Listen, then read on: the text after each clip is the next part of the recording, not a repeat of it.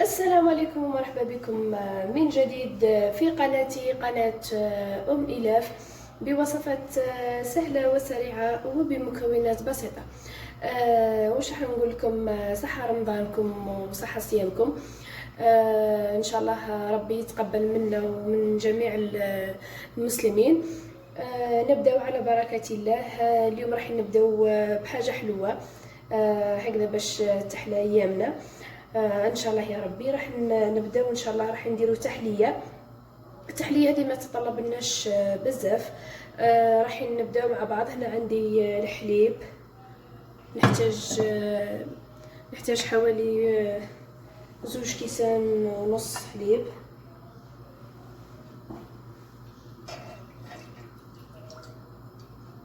كما راكم تشوفوا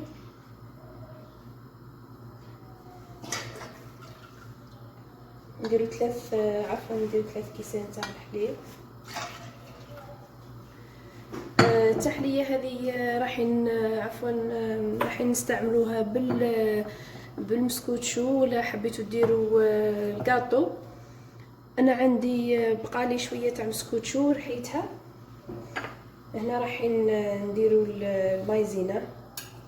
عندي 3 ملاعق مايزينا.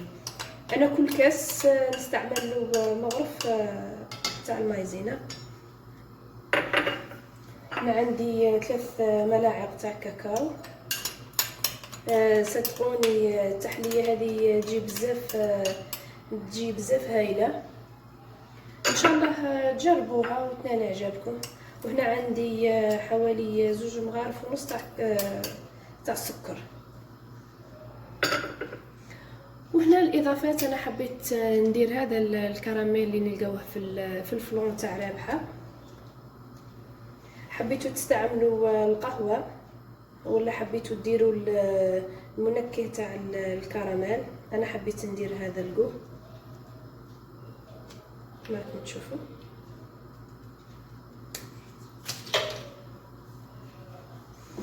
هنايا نخلط كلش بارد في بارد كما راكم تشوفوا. هنا نحطو على جنب. راح نوريلكم الطبقه الاولى اللي راح نديرها معكم. هنا كما قلت لكم عندي مسكوتشو كانت فضلت لي. حبيتوا ديروا اي نوع من البسكويت ولا اي نوع حبيتوا ديروه.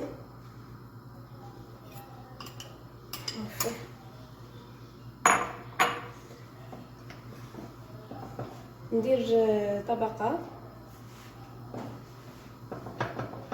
نحاول نضغط عليها شويه برك. الطبقه هذه كل واحده كيف حبيت تشربها. حبيتي تشربيها بالحليب وكاكاو، حبيتوا ديروا الحليب وحده، حبيتوا ديروا حليب وقهوه كما راكم تشوفوا. انا هنا راح نستعمل الحليب فقط هكذا باش تبان لكم. انا راح ندير الحليب وما كثرش.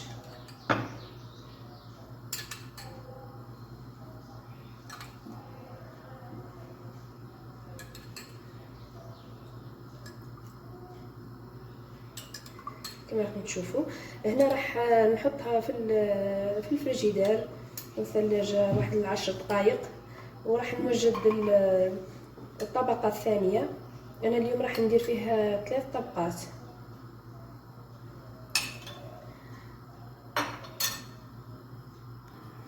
هنا كما راكم تشوفوا بعد ما الخليط تاعي ثقال كما راكم تلاحظوا، هنايا راح نزيد عليه مغرف تاع ماكارين. انا استعملت هنايا ماكارين تاع ماني كما راكم تشوفوا.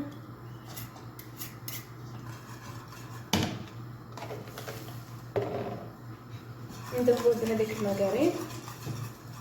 هنا نطفي على الخليط تاعي.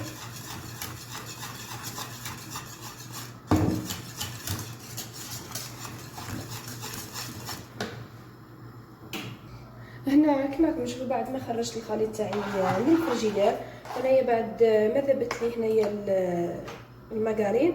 هنا راح ندير طبقة ثانية.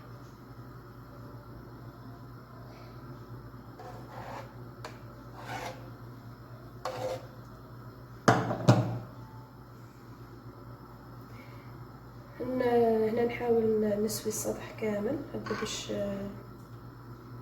تجي من الاخر تجي الحبه متساويه. هنا راح نغطيها بابي فيلم وندخلها نخليها شويه تبرد، نغطيها بابي فيلم ندخلها للفريجيدير ونروح نوجدوا مع بعض الطبقه الثالثه.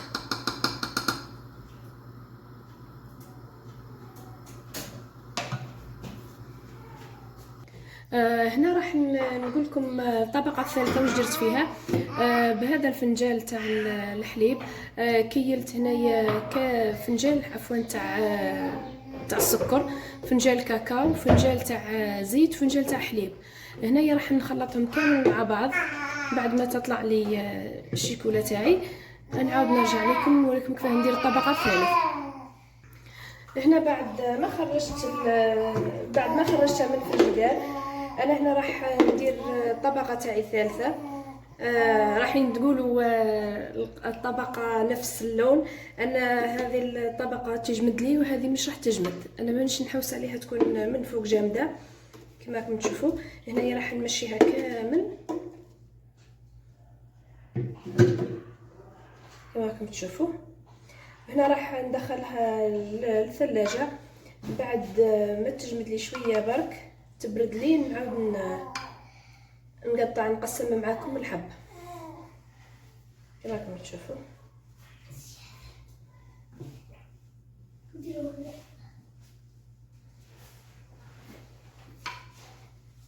هايدا هنا راح ندخلها للثلاجه.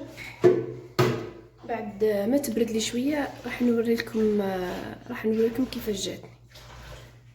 هنا اعزائي المشاهدين بعد ما زينت التحليه تاعي بعد ما خليتها بردت، هنا كنت درت هذه معاكم واللي بقات لي درتها في هذو لي بواط هذو تاع التحليات كما راكم تشوفوا. جاو هنايا بزاف هايلين.